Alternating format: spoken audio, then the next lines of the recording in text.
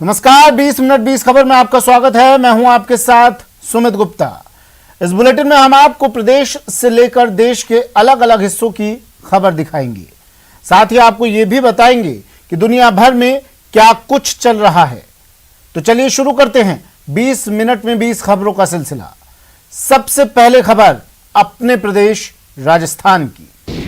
आज की जो रिपोर्ट आई है उससे पुष्टि हो गई है कि ये एवियन इन्फ्लुएंजा है और ये एक घातक बड़ी समस्या है, क्योंकि बहुत सारे प्रवासी पक्षी इस क्षेत्र में अभी विचरण कर रहे हैं और बहुत सारे आने वाले हैं। पश्चिमी राजस्थान में एक बार फिर बर्ड फ्लू का खतरा मंडरा रहा है। सैकड़ों किलोमीटर की यात्रा तय कराए प्रवासी परिंदे कुर्जा में इस बीमारी की पुष्टि हुई है। बर्ड फ्लू की पुष्टि होते ही पूरा सरकारी अमला हरकत में आ चुका है। जिला कलेक्टर ने अधिकारियों की बैठक लेकर उन्हें बर्ड फ्लू से निपटने के लिए सभी आवश्यक कदम उठाने के निर्देश दिए हैं। आपको बता दें कि मारवाड़ में इस समय हजारों कुर्जा ने डेरा डाल रखा है। साइबेरिया और मंगोलिया से लंबा सफर तय कर हर वर्ष सर्दी के मौसम में हजारों कुर्जा मारवाड़ आती हैं और सर्दी समाप्त होने के साथ ये वापसी की उड़ान भर लेती हैं। अभी आज की रिपोर्ट आने के बाद यही है कि हम कुछ प्रोटोकॉल सजेस्ट करने वाले हैं या कि कैसे वाइल्ड बर्ड्स के लिए कैसे हम क्या कर सकते हैं। जोधपुर के एयरपोर्ट रोड पर कैफे की आड़ में चल रहे अवैध हुक्का बार पर पुलिस ने दबिश देकर 32 हुक्के के 40 पाइप और फ्लेवर के साथ ही अवैध रूप से परोसी जा रही 121 बियर की बोतलें जब्त की हैं। पुलिस ने यहां से रेस्टोरेंट संचालक नरेश सिंह समेत करीब 70 युवक युवतियों को गिरफ्तार किया है। ये कार्रवाई एसीपी दर्जा राम के निर्देशन में की गई। जोधपुर कमिश्नरेट में अवैध हुक्का बार पर अब तक की सबसे बड़ी कार्रवाई कही जा रही है, जहां महामंदिर थानाधिकारी, पर्यटन थाना के साथ ही रातानाड़ा थाना टीम शामिल रही। मिली जानकारी के मुताबिक पुलिस को पिछले कुछ समय से एयरपोर्ट रोड पर प्रहलाद सिंह नाम के युवक के फार्म हाउस पर कैफे की आड़ में अवैध गतिविधियों के संचालन की खबर मिल रही थी, जिस पर पुलिस की टीम ने दबिश दी। मौके पर अवैध रूप से शराब भी परोसी जा रही थी। टीम ने मौके से भारी मात्रा में हुक्के के फ्लेवर के साथ ही अवैध शराब जब्त की है। फिलहाल पुलिस मामले की जांच में जुटी है। पुलिस के मुताबिक आगे भी इस प्रकार की कार्रवाइयां की जाएगी।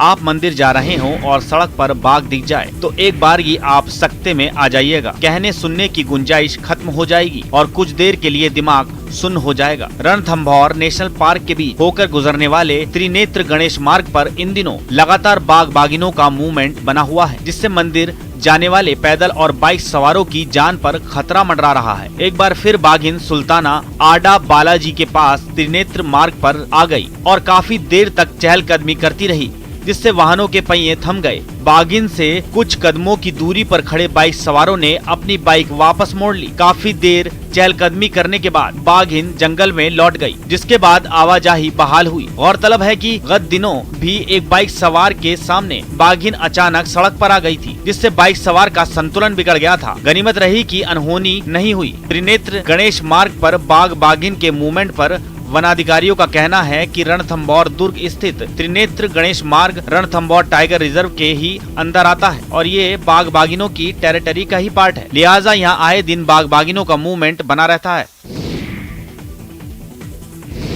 देवोत्थान एकादशी से शादी समारोह को लेकर चहल पहल शुरू हो गई है। हिंदू शास्त्रों के मुताबिक इसी दिन से विवाह के अलावा गृह प्रवेश, मुंडन और यज्ञोपवीत संस्कार जैसे सभी तरह के मांगलिक कार्य शुरू हो जाते हैं। इसलिए इस बार शुभ मुहूर्त में जमकर शहनाई बज रही है। लोगों की सकारात्मक उम्मीदों से बाजारों में जबरदस्त रौनक छाई हुई है। शादी समारोह के लिए अधिकांश मैरिज गार्डन बुक हो चुके हैं। वहीं कैटरिंग कारोबार, टेंट हाउस, डेकोरेशन, कपड़ा बाजार जैसे सैकड़ों छोटे बड़े कारोबारियों के चेहरे पर मुस्कान लौट आई है। कोविड गाइडलाइन के कारण शादी समारोह से जो रंगत गायब हो चुकी थी, वो 2 साल बाद वापस नजर आने लगी है। इस बीच तीसरी लहर की आशंका भी जोर मारने लगी है। हारे का सहारा खाटू श्याम हमारा, आंखों में दर्शन की आस और जुबां पर happy birthday to you Shyam. तस्वीरें सीकर के खाटू श्याम जी की हैं। देव उठनी एकादशी पर देश भर से श्रद्धालु बाबा श्याम के जन्मोत्सव में शामिल होने पहुंचे। संजय दिल्ली से रिंगत से पद यात्रा करी है और आज एकादशी पे 2 साल के बाद बाबा के जन्मदिन पे दर्शन होंगे, बहुत अच्छा लगेगा। कोरोना की वजह से करीब 2 साल बाद पहली बार बाबा के जन्मोत्सव के दिन खाटू श्याम जी का मंदिर भक्तों के लिए खुला है। सरकार की गाइडलाइन के अनुसार अब तक एकादशी के दिन मंदिर को बंद रखा जाता था। एकादशी पर बाबा श्याम के दर्शनों का विशेष महत्व है, इसलिए देश भर से बड़ी संख्या में श्रद्धालु हाथ में निशान लिए और जयकारे लगाते खाटू पहुँचे। आज बाबा का जन्मदिन है। हम जन्मदिन के उपलक्ष्य पर बाबा के दरबार में आए हैं दर्शन करने के लिए। हम फरीदाबाद डिस्ट्रिक्ट से आए हैं बाबा के दर्शन करने के लिए।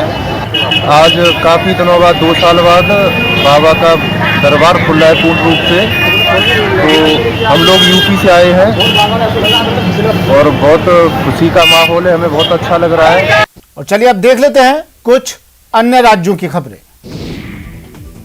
शादी के बाद भी बचपन के प्यार को पाने की हसरत ने एक महिला को अपने ही पति का कातिल बना डाला। मामला मध्य प्रदेश के नरसिंहपुर का है। मिली जानकारी के मुताबिक कोड़ा गांव की रहने वाली संगीता की शादी पास के ही ग्वारी कला गांव के संतोष से हुई थी। संगीता की शादी के बाद उसे एक बेटी भी हुई, लेकिन वो अपने मायके में हुई मोहब्बत को भूल नहीं पाई। शादी के बाद भी संगीता के अपने प्रेमी से संबंध रहे। यही वजह थी कि संगीता ससुराल में कम और मायके में ज्यादा रहती थी। अपने प्रेमी को पाने के लिए संगीता जुनूनी बन गई। संगीता ने अपने प्रेमी के साथ मिलकर अपने ही पति को मौत के घाट उतारने की ठानी। प्रेमिका के इशारे पर उसके प्रेमी ने संगीता के पति को मारने की साजिश रच डाली। प्रेमी ने संगीता के पति को खेत पर शराब पीने के लिए बुलाया और शराब में जहर मिला दिया, पर मृतक ने उस शराब के रंग और बदबू को देखते हुए उसे पीने से मना कर दिया। इसके बाद प्रेमी ने अपने एक साथी के साथ मिलकर संगीता के पति का काम तमाम कर दिया। पुलिस के मुताबिक आरोपियों ने संगीता के पति को शराब में नींद की गोलियां पिला दी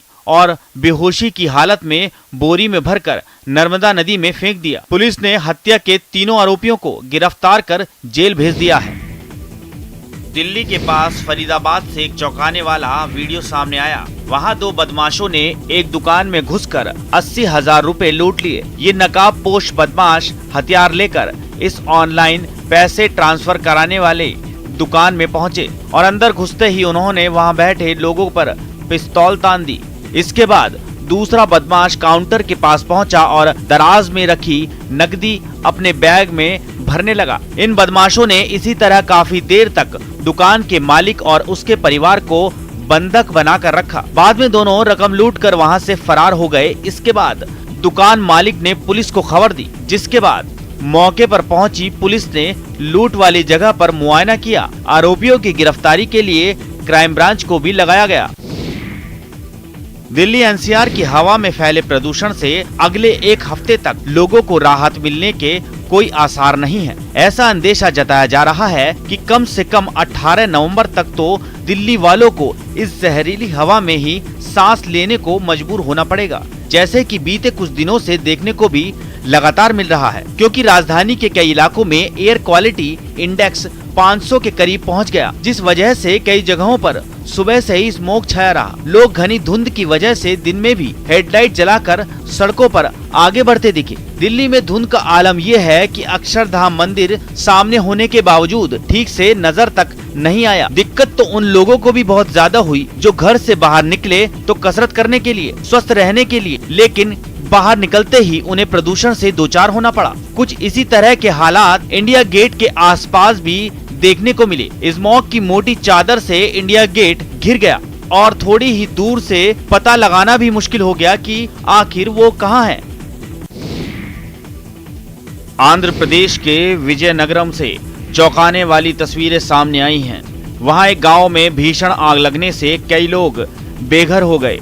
आग कैसे भड़की इसकी कोई जानकारी नहीं मिली, लेकिन वहां से जो तस्वीरें सामने आई हैं उसमें रिहायशी बस्ती से आग की भीषण लपटें उठती दिखाई दी। बताया गया कि आग की चपेट में आने वाले कई मकान कच्चे और लकड़ी के बने थे, जिसकी वजह से आग और तेजी से फैली और उसने बस्ती के कई मकानों को एक एक कर चपेट में ले लिया। भयंकर लपटों ने पूरे इलाके में कोहराम मचा दिया। कई फीट ऊंची लपटों को देख लोग भी सहम गए। जब तक दमकल की गाड़ियां वहां पहुंचती, बस्ती के ज्यादातर मकान जलकर राख हो गए। हालांकि प्रशासन ने इस हादसे में नुकसान उठाने वाले परिवारों को जरूरी मदद देने का भरोसा दिया। इस हादसे में कई परिवार बेघर हो गए, जिन्हें एक राहत शिविर में ले जाया गया।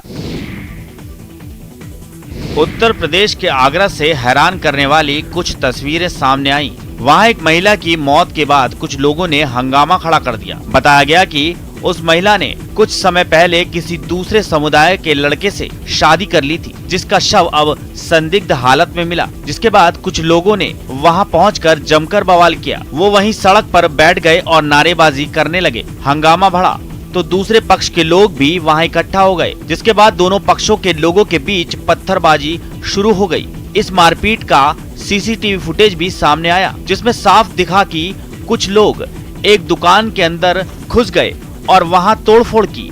दुकान के अंदर रखा फर्नीचर उठाकर बाहर फेंक दिया। हालांकि बाद में वहां पुलिस पहुंची और हंगामा कर रहे लोगों को शांत कराया। इलाके में बड़ी संख्या में पुलिस वाले भी तैनात कर दिए गए ताकि फिर हंगामा न खड़ा हो।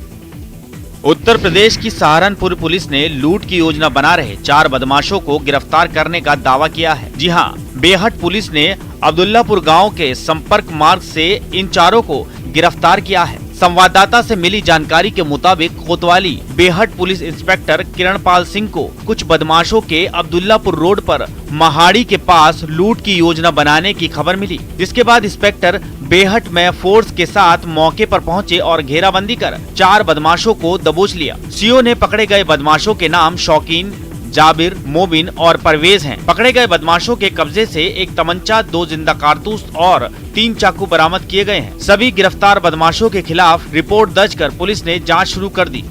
ये एसएसपी महोदय के निर्देशन में अपराध के नियंत्रण के हेतु एक अभियान चलाया जा रहा है, जिसमें हमारे यहाँ कल रात में चोरी और लूट की योजना बनाते समय अब्दुल्लापुर रोड पर चमेला व सतपाल के आम के बाग के पास से 4 लोग गिरफ्तार किए गए हैं।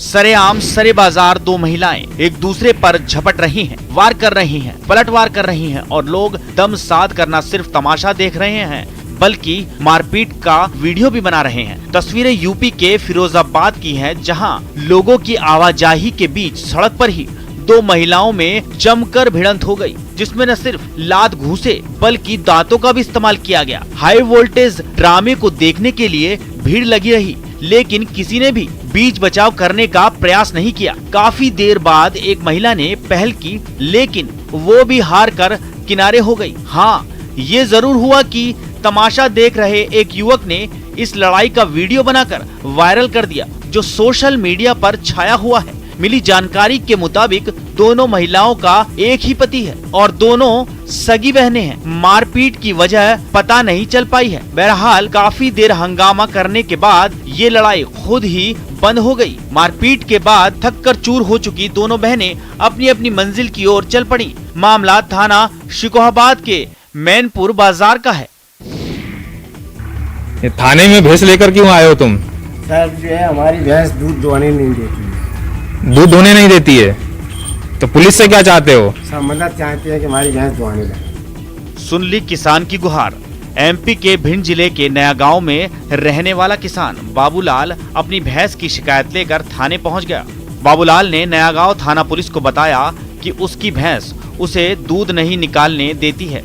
इतना ही नहीं, बाबूलाल ने बकायदा इसका लिखित में एक आवेदन भी पुलिस को सौंप दिया। पुलिस ने बाबूलाल को समझाया तो उसके बाद बाबूलाल वापस चला गया, लेकिन कुछ देर बाद वो अपनी भैंस को लेकर थाने पहुंच गया। भैंस ले जाकर थाने पर बांधी और पुलिस वालों से भैंस का दूध निकलवाने में मदद करने की गुहार लगाई। जिसके बाद नया गांव थाना पुलिस ने वेटनरी डॉक्टर की मदद लेकर बाबूलाल को भैंस का दूध निकालने के तरीके बताए। दुहाने में मदद करे पुलिस तुम्हारी? दुहाने में मदद करा। अच्छा, मदद कर देंगे फिर क्या? एहसान बंद रहूंगा सर। अच्छा, पुलिस के एहसान बंद रहोगे मतलब फिर? आता ही है सर, जो भी ला रहे आते हैं। हाथों में लाठियां लेकर छज्जू लाए खाट के पाए, मार मार लट्ठन झुराए। गाते ये लोग मथुरा के चतुर्वेदी समाज के हैं और ये कंस का वध करने के बाद अपनी खुशी का इजहार कर रहे हैं। मौका है मथुरा में आयोजित किए गए कंस वध मेले का। श्री कृष्ण की नगरी मथुरा में हर साल कार्तिक शुक्ल दशमी के दिन कंस वध मेले का आयोजन किया जाता है। परंपरा है कि इसी दिन श्री कृष्ण ने अपने अत्याचारी मामा कंस का वध किया था। इसी परंपरा का पालन करते हुए चतुर्वेदी समाज के लोग इस दिन मथुरा में विश्राम घाट से लेकर कंठ टीले तक एक शोभा यात्रा निकालते हैं, जिसमें हाथी पर सवार हुए कृष्ण बलराम के स्वरूप और हाथ में लाठियां लिए हुए चतुर्वेदी समाज के लोग शामिल होते हैं। जब ये शोभा यात्रा कंठ टीले पर पहुंचती है तो कृष्ण बलराम के स्वरूप यहां स्थापित किए गए कंस के विशालकाय पुतले को युद्ध के लिए ललकारते हैं, जिसके बाद चतुर्वेदी समाज के लोग अपनी लाठियों से कंस को ढेर कर देते हैं। कंस का वध करने के बाद लोग कंस के पुतले को घसीटते हुए और सामूहिक गायन करते हुए विश्राम घाट तक एक विजयी जुलूस निकालते हैं और अपना परंपरागत गीत गाते हैं। खास बात यह है कि कंस वध मेले को लेकर चतुर्वेदी समाज के लोगों में खासा उत्साह रहता है। इस दिन न सिर्फ सभी लोग नए कपड़े पहनते हैं बल्कि घरों में भी विशेष पकवान तैयार किए जाते हैं।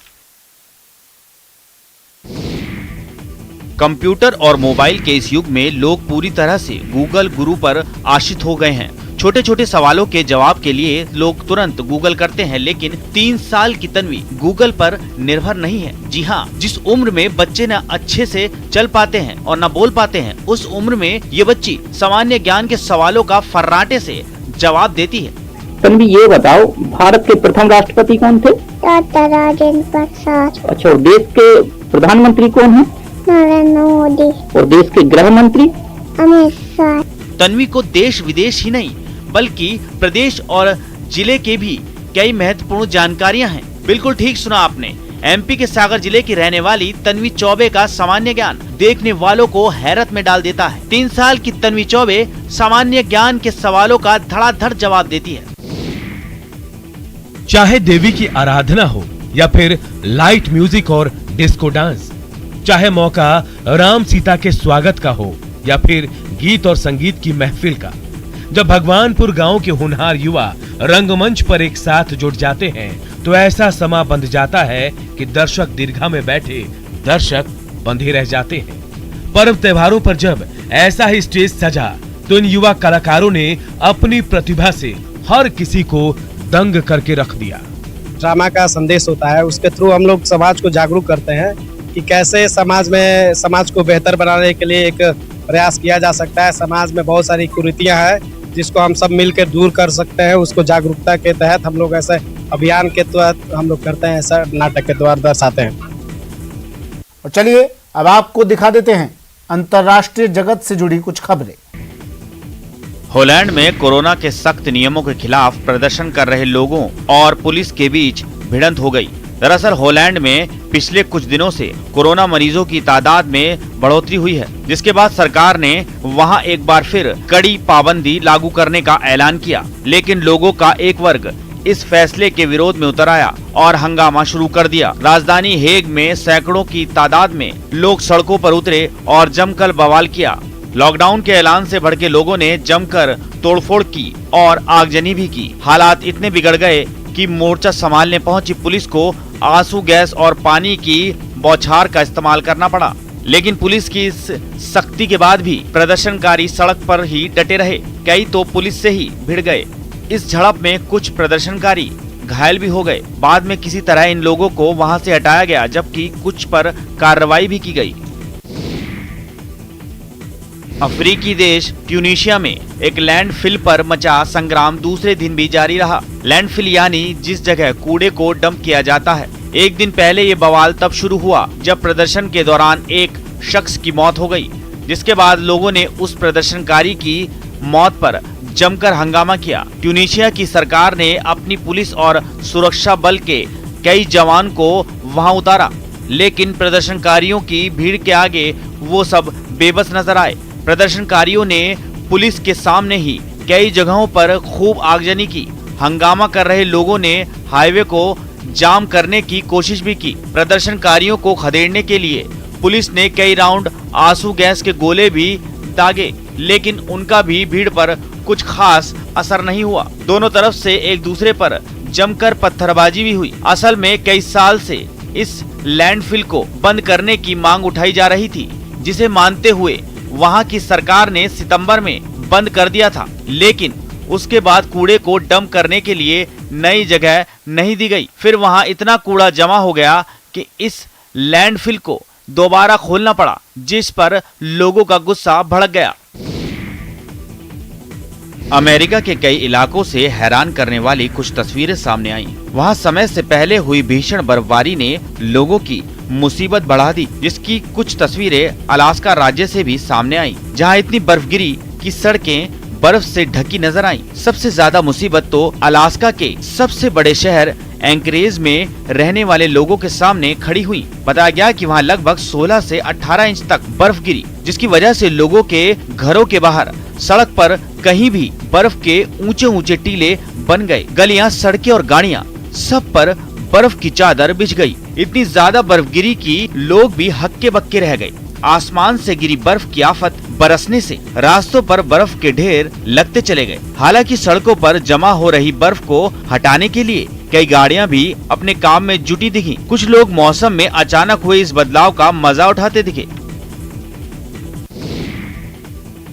कोरोना के फैलने की रफ्तार कम होने के बाद मैक्सिको का मशहूर बलून फेस्टिवल फिर शुरू हो गया। कोरोना से बुरी तरह प्रभावित रहे मैक्सिको में लंबे वक्त तक बड़े आयोजनों पर रोक थी, लेकिन हालात सुधरने के बाद इस फेस्टिवल को फिर शुरू किया गया। वहां के लियोन शहर में सैकड़ों की भीड़ बलून फेस्टिवल में जुटी। लोग अपनी गाड़ियों में बड़े बड़े बलून लाद कर पहुँचे और इस समारोह में हिस्सा लिया। सामने आई तस्वीरों में वहां बड़े बड़े बलून हवा में उड़ते नजर आए। काफी वक्त बाद लोग भी वहां पहुंचकर खुश नजर आए। दिन के उजाले में ही नहीं, रात के अंधेरे में भी इस फेस्टिवल की रौनक कम नहीं हुई। आसमान सैकड़ों रंग बिरंगे गुब्बारों से भरा नजर आया। इस समारोह में दुनिया भर के लोग वहां पहुंचे हैं, जो इस फेस्टिवल में हिस्सा लेंगे और आसमान की ऊंचाइयां नापेंगे। 20 मिनट 20 खबर में फिलहाल इतना ही। दीजिए इजाजत। नमस्कार।